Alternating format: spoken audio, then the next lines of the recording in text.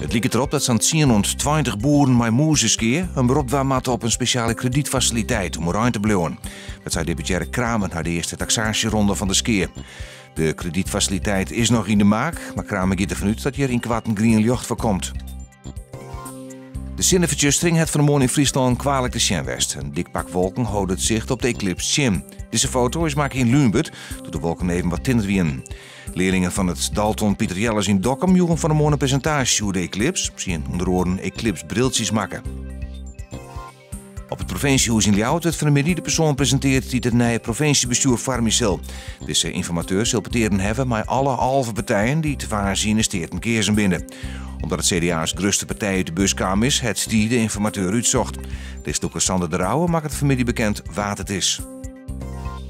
Een auto met 2 inzittenden heeft vanmorgen een ravage onrjocht op een wijde flora in Ljouwert. Bewoners schrokken wekken door de auto toch haar een tunsies en het west toch een paar sketten riet. Tjoegen zeggen na de klap 2 jongens uit naaien.